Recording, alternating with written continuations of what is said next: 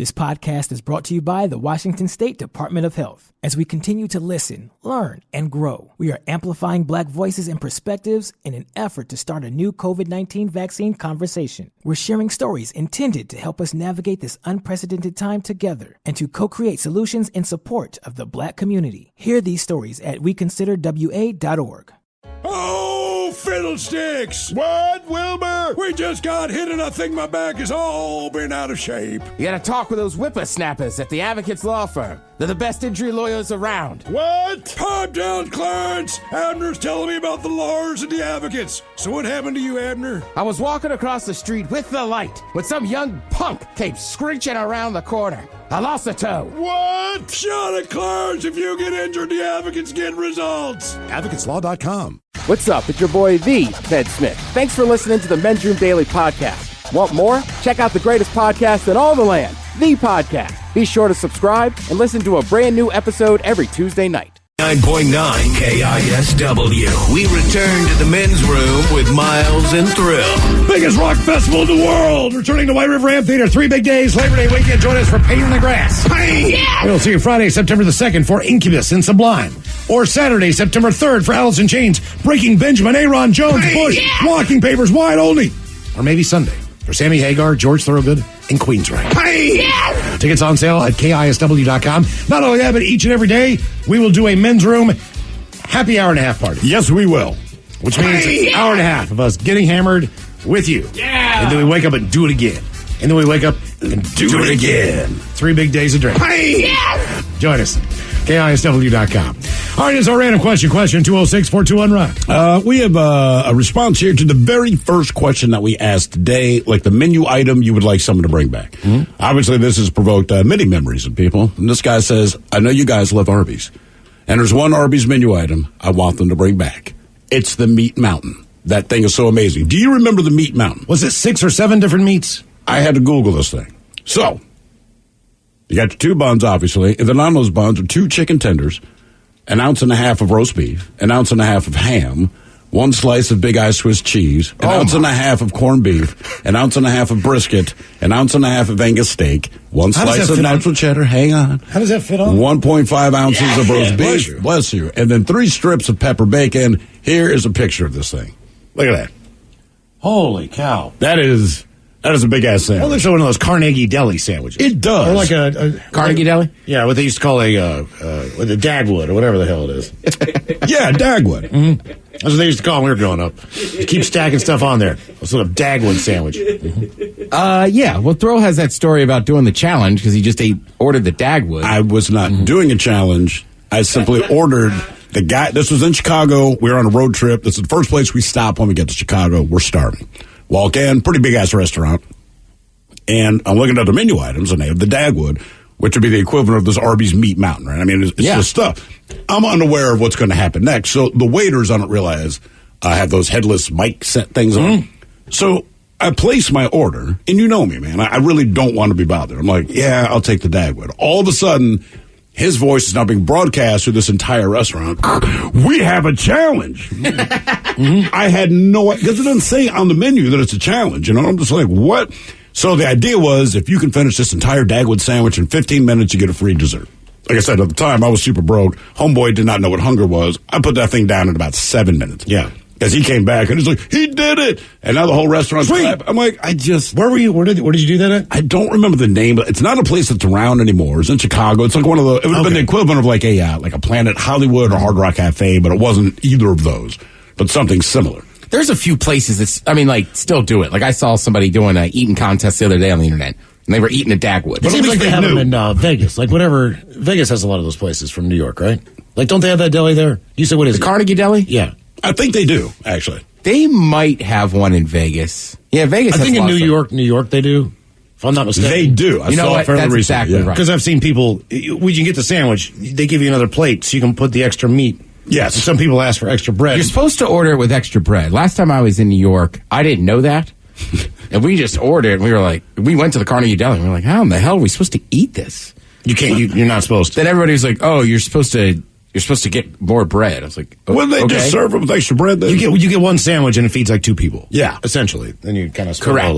The thing is, it's actually really good, too. Random. Hello, Tanner. Welcome to the men's room. Hello, how's it going, guys? Hola! Tanner, welcome to the program. Random question. Tanner, let's go with this one.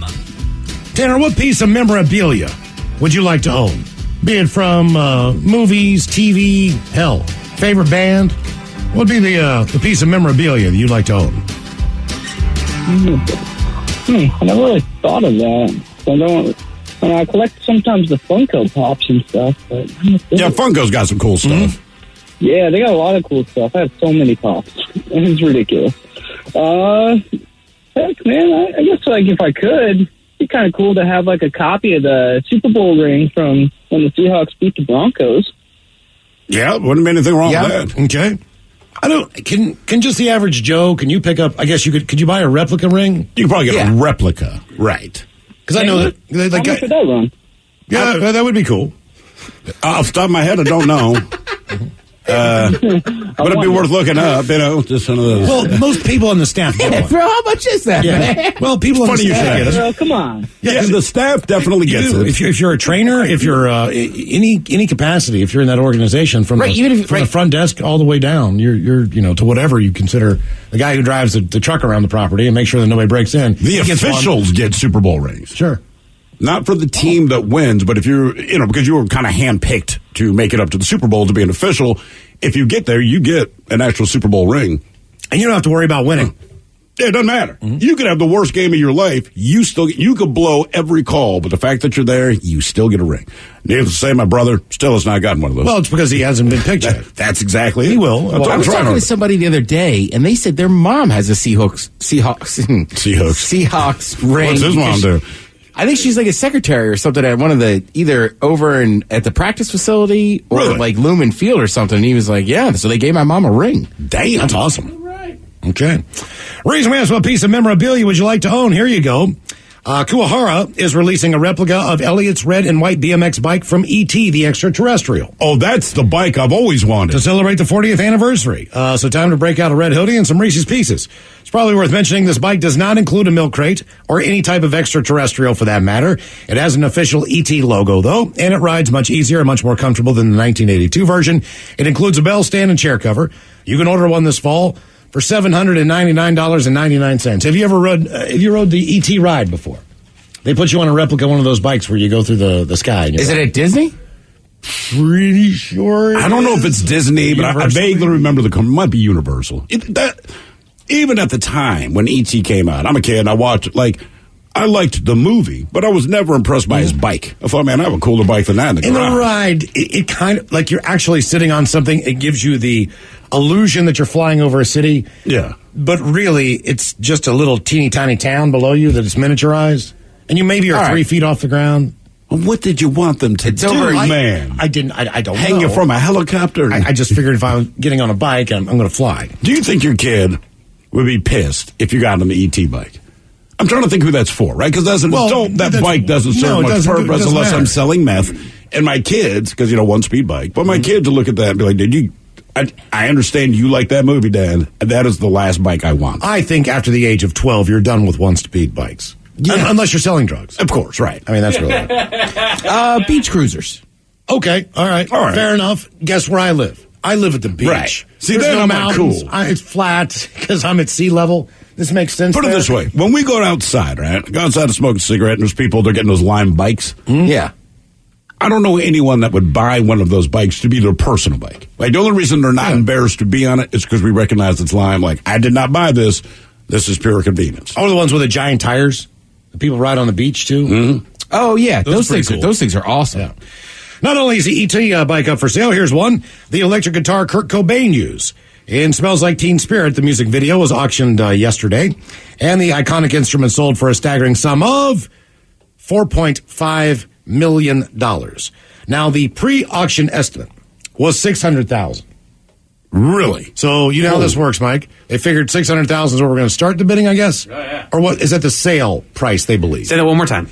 The pre-auction estimate, is that the beginning of the bidding, or is that's what the number they think? That's what they think it's going to bring. Okay, what brought $4.5 million? There was a bidding war. The 1969 Fender Mustang went to, you knew him, you loved him, Jim Irsay of the Indianapolis Colts. Yeah. Oh, the owner. Yeah. Well, he has a ridiculous amount of guitars. Oh, is that like his thing? Oh, yeah. Okay, I did not know. It's like that. a massive, like, huge, massive thing with him. I wonder how long before we see that thing show up at the EMP. You know, because someone like Irsay, Paul you keep Allen it, was right. a guitarist. I'm right, sure but he would loan a bunch of his stuff out. Like, you keep it for a while. You can show your buddies. They get it. But then at some point, you're like, not give it, but loan it to the EMP for a couple of years. I guess. Yeah, I guess. I don't know. Irsay strikes me as the kind of dude that might buy it and just play it. You know what? That's a good point. He might be that guy. if you can. So, Julian's auction accepted bids online and via the phone. Cobain family, by the way, is donating a portion of the proceeds from the sale of the guitar and other items belonging to the musician to Kicking the Stigma. That is the Irsay family's mental health awareness initiative in honor of Mental Health Awareness Month. Oh, is that why you spent $4.5 million on that guitar? Because you're being good to us, I see. The guitar was known as one of his favorites, also used in live performances, and while recording Nevermind and In Utero, during his last interview with Guitar World, Cobain said, "I'm left-handed, and it's not very easy to find reasonably priced, high-quality left-handed guitars." He's right. But out of all the guitars in the whole world, the Fender Mustang is my favorite. I've only owned 2 of them. So if he can play a left-handed guitar, he can play the guitar. By the way, somebody here let me know the guitar's already been on display at the EMP. That's right. Oh, there you go. Let's see. A couple other comments here. Someone says they stopped at Arby's for one of those new burgers. Yeah? Damn good. Okay. Miles, just so you know, the E.T. ride is at Universal Studios Orlando. Okay. And finally, someone did a little research. Miles, if you're interested, a replica Joe Flacco 2012 Ravens Super Bowl ring is on Etsy for $40. $40. There you go. I can be Joe Flacco. Yes, indeed. One thing I did read about If you're a Sounders fan, you have a season ticket holder, remember, you got a I got my replica ring, bro. Yeah, I got him sitting up on my fridge. Damn right. I did read this, that the Arby's burger, one of the things, they've been testing this thing for 2 years. So they've been trying to get the recipe right. Okay. One thing you have to understand about Arby's is they don't have a grill. Oh, God, that's right. So to try to figure out how to do this, they started to do the, what was the stuff that Robin was always trying to get me to do with the steaks? The hot water. Sous vide. Sous vide. So they sous vide those Wagyu burgers, and then somehow they crisp them up at the end.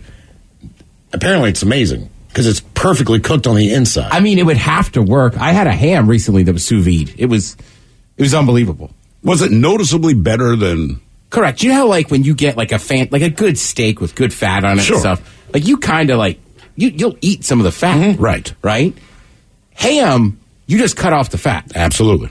He sous vide this ham. It was so good. You wanted to, like, eat the fat. Ham Really? fat.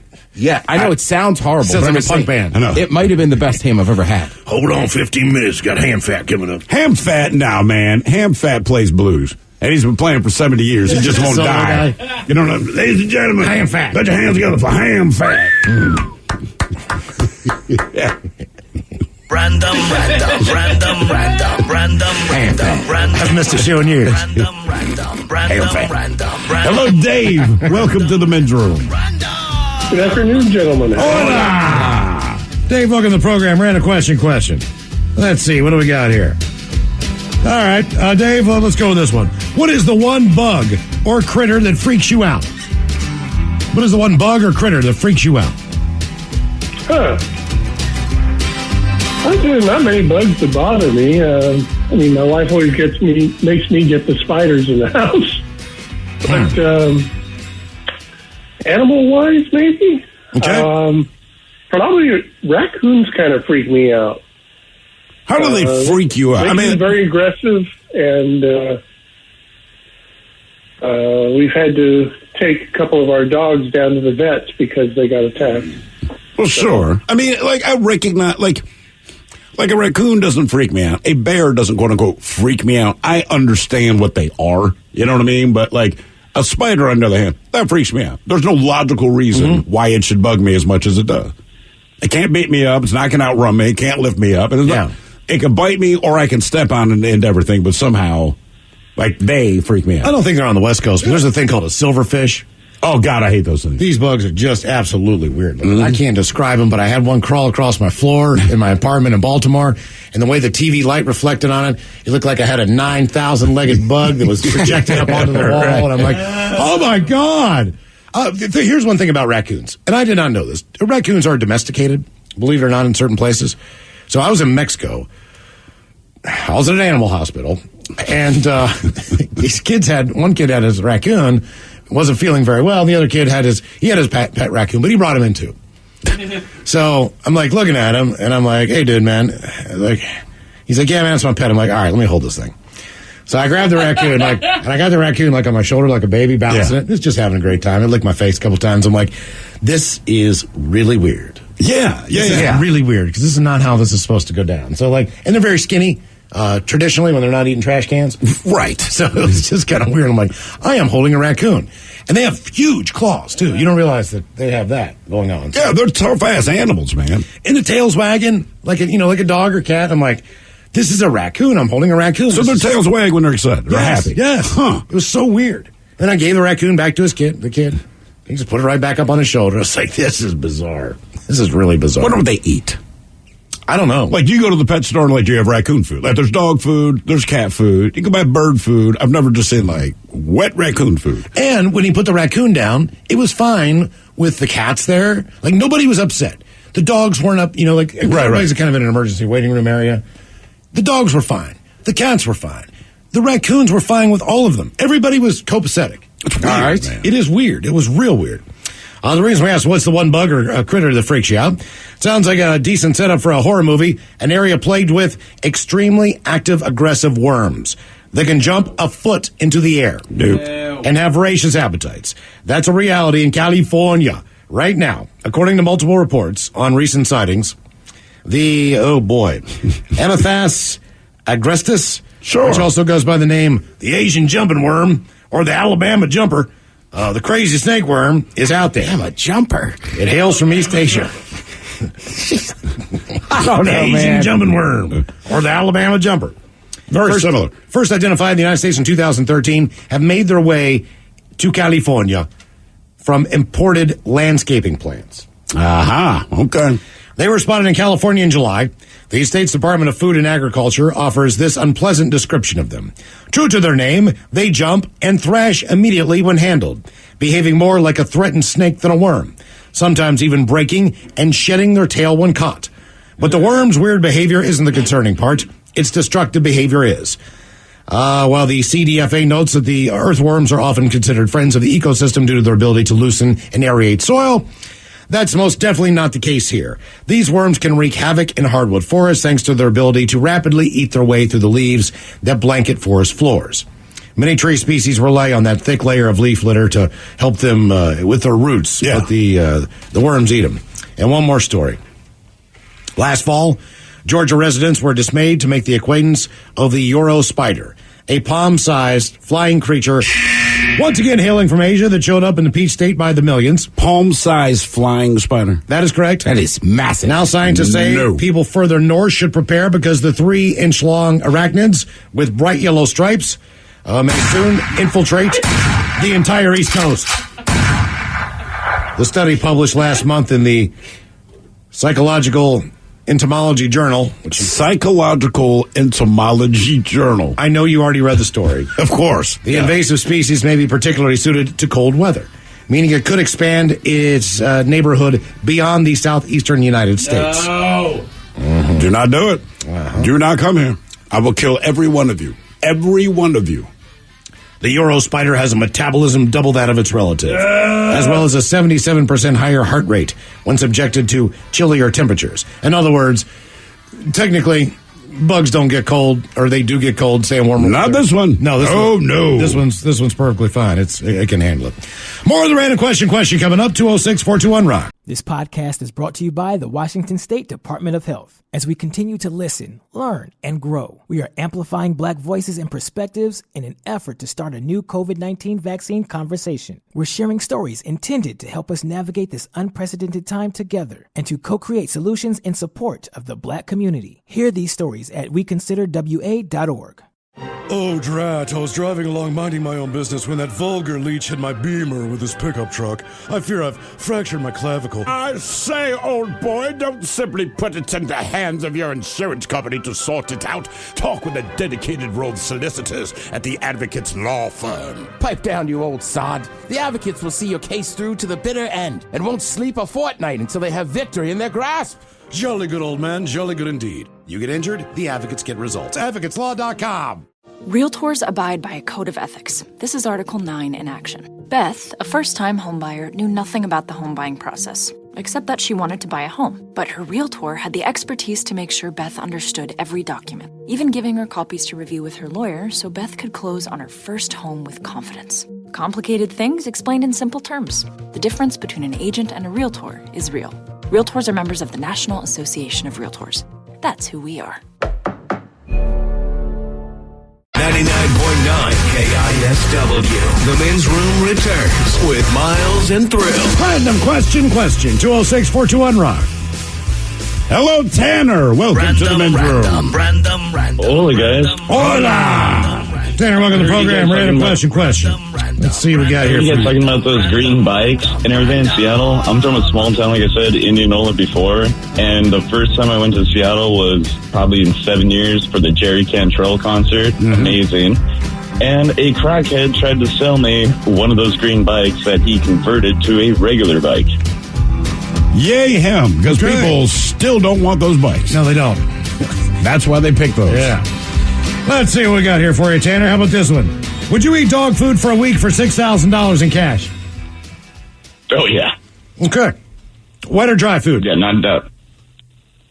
Ooh, I mean, put it on maybe some milk wouldn't be too bad, right? Okay. I don't know. You mean like dry dog food, like cereal? Yeah, that's what I'm getting at. I mean, if you like beef-flavored cereal, it would probably be great. I would give it sweet dog food. I would give it a chance. $6,000. But it's for a week. Just 1 week, you get paid $6,000. Now, is that the only thing you can eat, or just one of your meals each day has to be dog Let's food? take a look. A vegan dog food company in England called Omni is going to pay someone 5,000 pounds, or roughly $6,200, to only eat their dog food for a week. It's actually not even a full week. It's only 5 days. So that's over $1,000 a day. The whole point is to show it's good enough for humans to eat. So it might make you pukey, but it probably will not kill you. Since they're based in England, they might be looking for something over there or someone over there, but the sign-up page doesn't actually specify anything like that, so it's worth a shot. You've got until May 31st to get in your application, again, at Omni, the pet food company in England. In addition to eating dog food, there are a few more job requirements to mention. It sounds like they want you to record a few videos for social media, and you have to share info about your energy level and bowel movements throughout the week. Okay. All right. $6,000 to eat dog food for 5 days. I'm in. I'm in. You do it? I'm in too. I don't know, man. I mean, no. I never sold my Can I eat anything blood. else? That's what I was wondering. Is this the only thing you eat, or is it just one of your meals per day? If it's one meal per day, maybe I'll go ahead and do it. It's vegan. Yeah. I mean, it's still dog food. I mean, I don't which is a good thing because you're not eating. We already eat hot dogs and other things. Right. But as far as it's plant based. It's not going to be the worst thing in there. I mean, it's not going to be good, but it's. No, you used to sell plasma to make money on the side or something? Yeah. Back in the younger days. I never did that one. They never gave you money for blood. Yeah, maybe. I don't know. 5 days. It's dry dog food. It is definitely dry dog food. So you're going to be crunching on it. Plant powered, vet formulated, protein rich. Why wouldn't you have a dog try? Like, even if I go, hey, it's not so bad, I'm never going to buy this for myself to eat. Why don't you have a couple of dogs try it out? And if the dog seems happy, it just seems like go for your target audience. Look at that guy. He's happy. Look at him. He's wearing sunglasses. Sure is, man. Yummy food for me. Why does the English dog have like the little weird John Lennon glasses on? Because he's a hipster. Man. He's a hipster.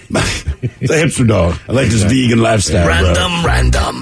Hello, Brent. Welcome to the Men's Room. Hola. Brent, welcome to the program. Random question. All right. Let's see what we got here. All right. Since we're talking about dogs, dog food, what are you into that other people might find weird? what are you into that other people might find weird? Space travel. I really, really like space travel. It's definitely one of my main hobbies to look into, to pay attention to. I know a lot about it. It kind of weirds people out. What do you think that weirds people out? Now, look, I'm like you, so I'm all about it. But does that seem strange to people? I think the part that seems strange to people is I'll take the quote from Elon Musk that he says, I'd like to die on Mars, just not on impact. Okay, all right. Yeah, that's fair. That's fair. How long would it take you to get there? About 7 months right now. It's about 6 to 7 months. It depends on the orbit. It's an elliptical orbit, so it's not exactly the same. The shortest it'll be is about 4.5 months. The longest it'll be is about 7 or 8. Is it realistic that someone could go there and come back? Not right now.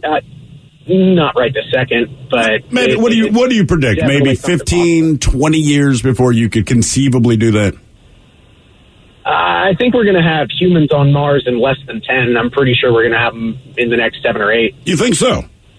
What is the biggest problem right now? Is it launching off of Mars? Because we know we can get there. Well, there's a lot of things that go into it. One, psychologically, because you have a very limited number of people trapped together for say 4.5 months on a good launch, because it's that close, right? Okay. That's for, keep in mind, if you're doing a round trip, they also got to spend another 4.5 months coming back. Yes, that's part of it. So it could be less than a year. Everything about space travel, though, it comes down to the weight, right? Because that's where the money is. So, like anything, it's all money. So the more food and or oxygen and or supplies that you have to put onto any spacecraft, that ups how much it costs to actually launch the thing off. That is a big. And then when you get there, if anything goes wrong, you're kind of effed. Because we can't get there to help you. You know what I mean? It's kind of like, so. All right. So you can't, like anything else, the International Space Station, supplies can be shuttled there. That's what they do it all the time. And they're constantly, supply, and they have different compartments they can go to, and they found like a little hole, right? They send them to another part of the space station. I think Boeing is trying to send up a rocket to. I think they just did. I want to say last week. I know it got delayed a bunch of times, but yeah, last week. So the idea is there enough supplies? 4 months, 5 months to get there. 4 months, 5 months to get back. Right? And then however long you stay. But now keep in mind. So now for the 4.5 to 7 months that you're out there with these other people, you're just getting irradiated.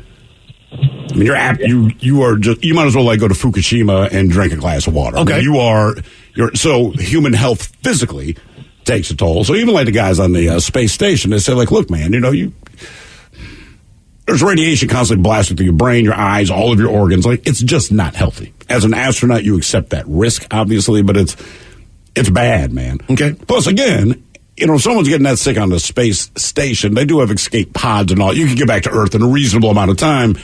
If I'm in the middle of interstellar space, I mean, basically what Houston would have to say is, you're going to die. Okay. When they put a man on the moon, how long did it take the rocket to get to the surface of the moon? The capsule. From the time it launched from Earth? I want to say it's 3 days or something like that. So it was a significant amount of time. But you want to do a certain orbit, blah, blah, blah. And then they drop them down there. I want to say they're only down there for 9 to 12 hours at a pop. So most of their time is spent in that tiny-ass capsule. Okay. Reese Mass, what are you into that other people might find weird? A Japanese man who's always wanted to live as an animal managed to fulfill his dream thanks to a professional dog costume made by a company specializing in special effects and special modeling. So if you've ever wanted to live as an animal, this Japanese man did. His Twitter name is Toko. He'd been thinking about this for a while, and he recently decided to follow his dream. So he contacted a special effects workshop named Zeppet and asked them to build him an ultra-realistic dog costume that would conceal his human frame and allow him to live out his fantasy. They reportedly charged him about $15,000 for it, but the end result was indeed pretty damn impressive, too. So he introduced his canine alter ego to the world both on his Twitter and on a brand new YouTube channel he was doing, announcing that he wanted to share his journey living as a dog with the world. He did it all while wearing a high-quality collie dog costume that the people at Zeppet claim was very tricky to make. Canine anatomy is very different from humans, so they had to work hard to make Toko look like an actual dog. They used photos from collies shot at angles, enhanced the fluffiness of the coat to hide the shell of the costume as much as possible, and made the mouth open and close by itself. At present, our company's main customers are film and advertising companies. Individual orders account for about 10% of the total. The ultra-realistic collie was reportedly handcrafted using synthetic fur, is faithful to the dog breed down to the tiniest details, and took 40 days to complete. On social media, feedback has been inconclusive, with some people struggling to understand his desire to be a dog. Others saying that as long as he doesn't hurt anyone, he can do whatever he wants. If he wants to be a dog, be a dog. I felt it was a waste to wear it alone and to be satisfied, so I posted a video. When asked why he started sharing photos and videos of himself wearing the dog costume, I didn't expect it to have such an impact, though. When asked why he wanted to live as a dog, Taco said that it was difficult to answer that question. He wasn't sure. All right. Now I'm going to show you some pictures of this, all right? Okay. All right. And then there's a small video. All right, so this is his dog. Oh, by the way, we just lost all our calls in the random question. 206-421-ROCK. So there's a dog costume, all right? Huh. Right? It's not bad. It's not bad. I mean, if you're up super close, you can tell it's fake, but from a distance. Okay, now wait. Here's the video. And this is the dude inside trying to walk. Okay, it looks like a crippled old dog. It does. It looks like your dog after it's been hit by a car and the back legs just aren't right anymore. And for whatever, this guy's posted a video. And honest to God, it does mostly look like a dog. That is kind of strange. Yeah, I mean, there's people that say, "Oh, I'm a furry." It's like, right, but you're dressed up like someone who's dressed up like a cartoon dog. character. This guy, straight up, if he was sitting on someone's lawn, you would assume it's their pet dog. That's a dog. Yeah. I mean, it's realistic. What are you getting out of it? Okay, so someone comes up to you and goes, "Hey, boy, come here," and you go, "I don't feel like it, man. I'm going to lay here in the grass." They go, "Ah!" and everybody run away. They would have to. Do you punk people that way? In other words, I bet this guy probably just wants people to pet him. Yeah, but the outfit is so thick. But you're not getting anything out of it because it's synthetic, and they put an extra coat on it. It'd be like giving a shoulder rub to a football player in shoulder pads. You know what I mean? I don't know that he'd. I think you mess with people with this. I would, because I can't think of any other reason. Go to odditycentral.com. I go to odditycentral.com. It's like the first or second story on the top of their page, man. Just check out the video. It's just weird, man. I don't know. I'd lose sleep. There's no way that guy's in a relationship, right? I mean, I don't know. You know what? He probably is. He probably has some What if it has a hole you can pee on? It has to.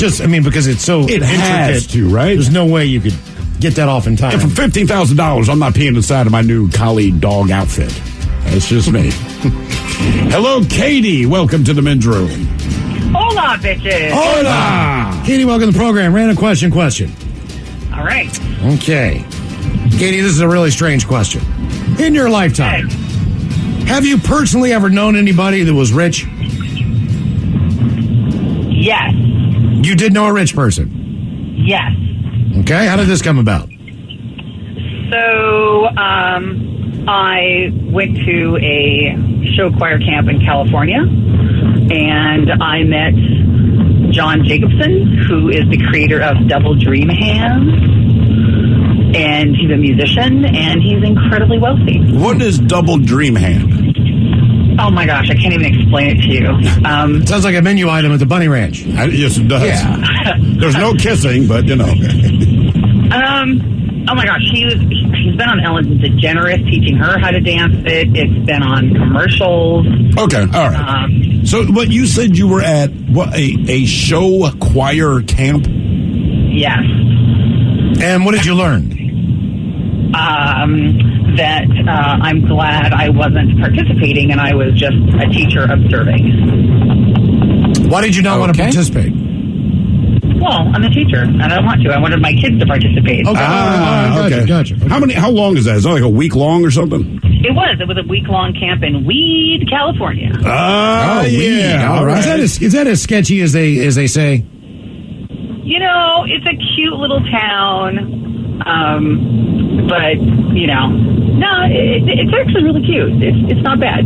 Okay. Cute but sketchy. That's how I like my women. I think it's, if you watch Murder Mountain, you get a different opinion of it. Yeah, that's my only reference to Weed, most California. people say, like, oh, man, is Baltimore like The Wire? And you go, yes, certain parts very much. Yes, they are. Yeah. Not all of Baltimore. Right, but there are parts of Baltimore that's exactly like that. So I'm assuming that since that was a documentary based on all the missing people, you go downtown and Weed, all you see is flyers for people who have been missing for years. And wait a minute.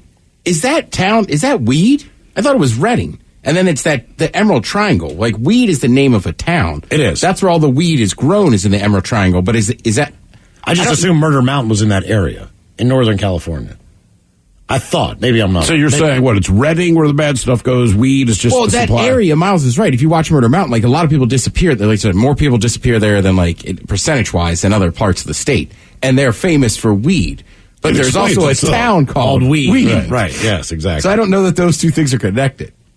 Years ago, I'm a teenager, and we're in the Bahamas. We're on Nassau Island, and the hotel we're at was the hotel closest to the airport. So it's the first hotel you get to. It's still like 4 miles away, whatever. But across this highway was nothing but jungle. And I'm young. I'm naive. I don't give it a thought. One day I said, I'm going to go for a walk. But I cross over the highway. And I'm kind of walking through the jungle over there. And I remember this dude kind of pops out from behind a tree, right? And I'm like, hey, how are you? He doesn't say anything. He just kind of keeps his eye. Then more and more guys. Then I realized there's like 15 dudes. And I'm not quite sure what they're up to. And they don't strike me as suspicious. Because, again, I'm just stupid rolling through. Then I start seeing the guys with the guns, and then finally this guy stops me like, hey, man, can you please go back across the street? I'm like, well, yeah, what are you guys doing? The guy's like, dude, just go back across the street. You're going to get killed out here. And something about the gravity of the way he said it. Then I'm like, my bad. Oh, damn, right. Sorry.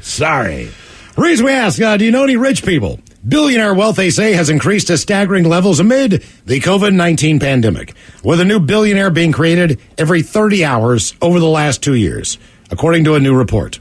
Oh, yay. Yes. On Sunday, anti-poverty organization Oxfam released a report that found that from March 2020 to March 2022, 573 new people became billionaires. Billionaires. Meanwhile, this year alone, Oxfam expects more than 260 million people to be pushed into extreme poverty or living on less than $1.90 per day. Jesus. Worldwide, that's a rate of 1 million people falling into extreme poverty every 33 hours. Currently, the world's 10 richest men own more wealth than the bottom 40% of humanity. 10 people own more money than 3.1 billion people. I bet you none of them pay taxes. Most do not. It's no accident that we're seeing staggering levels, because if they did, they wouldn't be that rich. Of inequality in the U.S. and globally, it's by deliberate design, according to Oxfam's American president. For decades, the ultra-wealthy and corporations have used their economic might to pressure those in power to write the rules so they can avoid paying taxes. Oh, there you go. And skirt responsibility. During the pandemic, the over 2,000 billionaires in the world increased their collective worth by $3.78 trillion, or 42% in 2 years' time. Again, 42%. In 2 years. Random. And they're having that forum this week with the ultra rich. It's like in Zurich. It's just Bilderberg or whatever the hell it is. Yeah, it's a bunch of rich people get together and give each other awards. They're going to get together. They essentially quietly determine policy that they are going to attempt to put forward. Yeah. So it's just international. They get together, and it's like, look, we know we can pressure the lawmakers. We got the money. We own this. We own that. And they get it done. And none of us will be there. Huh. How come no superheroes trying to break up that crazy evil villain den? Because if you're a superhero, you'd be rich, too. Superman would be there. Like, I got some ideas, too. Get out. Superman, what are you doing in here? I want $2 billion from the Saudis. Still want money. Hello, Job. Welcome to the men's room. What's up, guys? Hola. Joe, how are you, sir? What good? What's up, man? Okay, let's see. What do we got for you? Oh, okay. All right. Let's see. Okay. What did you want to do for a living growing up? Man, be a ninja? Be a ninja. God, I don't know. I grew up tough, so I was homeless when I was 14. Got my first apartment when I was 15. Man, I got into sales when I was 18, and I've been doing it ever since. What are you selling, or do you sell a bunch of different stuff? Cars. Oh, all right, man. Okay, that'll do it. What brand are we talking? Manager at a Chevrolet dealership for 10 years. Well, that's not very close to being a ninja at all. No. So what kind of vehicle do you drive? I drive a Honda Accord because I pay $5.06 a gallon. Yep. That's not a bad call. Out of all the cars that you have had the opportunity to sell over your lifetime, what would be the one car that you would love to own? Man,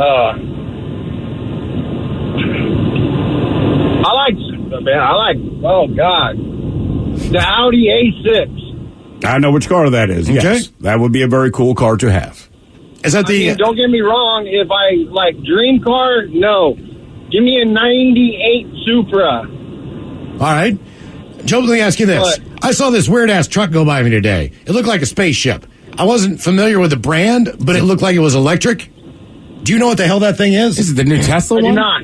I don't know. I could not identify the back of the. I could not. It was like when Kia changed their logo for a minute. I had a hard time figuring out what the hell that was. Then I was like, oh, it says Kia. This thing looked like it's definitely a pickup truck, but it looked like a spaceship. I don't know what the hell it was. It definitely looked like a car. Did it look like a spaceship or did it just look clean and modern? I know what he's talking about. Like with the big single headlight that kind of wraps around the front? A little of that. I know what you're talking about, and I can't... Yes. That's What is Ford, that isn't it? thing? It's called the Rivian. The Rivian. Who is responsible for that? That's a new one. Okay, all right. So that's its own company. Yeah. All right, that's why I couldn't identify it. That's a cool-looking vehicle, though. The other thing went by, and I was like, what in God's name is that thing? The reason What in God's name? That is What crazy. is it? What did you want to do for a living growing up? It's graduation season, and a high school student in Kentucky named Jacob Bradley, he signed a letter of intent last week. All right. Has nothing to do with an athletic or an academic scholarship. He's not even going to college. $90,000. He signed a letter to accept a full-time job as a plumber. As skilled trade jobs are in high demand, and apparently Jacob and a plumbing company called Fast Flow wanted to make it official now. He's been training, but just before he graduates. It's unclear if this letter of intent has any real significance, like an athletic scholarship can. Sounds like it's probably just meant to highlight the importance of having people pursue careers in skilled trades. All right. School says the signing day thing is new to them, at least for signing with companies, but they'd like to continue doing it. $90,000. By the way, the job is not a surprise for Jacob. He found out about Fast Flow through a school event. He's already been getting experience with them through a co-op program that's offered at the school. Nice. Good for him, man. And one more, just of note. Jonathan Searle. He was a child actor in the original Jaws movie back in 1975. All right. Just last week, he was named the police chief of Oak Bluffs on Martha's Vineyard, where Jaws was filmed. He always wanted to be a cop. And he just got... He's the police. So basically, he's the Brody. Was it Brody? Yeah. He is basically the character that was Chief portrayed Brody? in Chief the movie Brody, that yeah. he was in. He was part of a key scene in the movie. He and his real brother, Stephen, played the two kids who caused a mass panic by swimming around with a fake fin. I remember that. Oh, I do. yeah. Yep. That's crazy, isn't it? Now he's a police chief. Good times, good times. Your guess is as good as mine. Coming up, our categories today, expensive cities and the top-selling NFL jerseys. You are listening to The Men's Room. This podcast is brought to you by the Washington State Department of Health. As we continue to listen, learn, and grow, we are amplifying Black voices and perspectives in an effort to start a new COVID-19 vaccine conversation. We're sharing stories intended to help us navigate this unprecedented time together and to co-create solutions in support of the Black community. Hear these stories at weconsiderwa.org. Realtors abide by a code of ethics. This is Article 9 in action. Beth, a first-time homebuyer, knew nothing about the home buying process, except that she wanted to buy a home. But her realtor had the expertise to make sure Beth understood every document, even giving her copies to review with her lawyer so Beth could close on her first home with confidence. Complicated things explained in simple terms. The difference between an agent and a realtor is real. Realtors are members of the National Association of Realtors. That's who we are. $20 million, $19 million, $6 million. These are all awards recovered for clients of Phillips Law Firm. To win big, you have to fight big. And Phillips Law has been fighting the too-big-to-fail insurance industry for decades. Not every case will have a multi-million-dollar outcome, but Phillips Law will fight just as hard to recover the outcome you deserve. If you or a loved one has been injured in a car accident or on the job, call or click today at 1-800-JUSTICE or visit justiceforyou.com.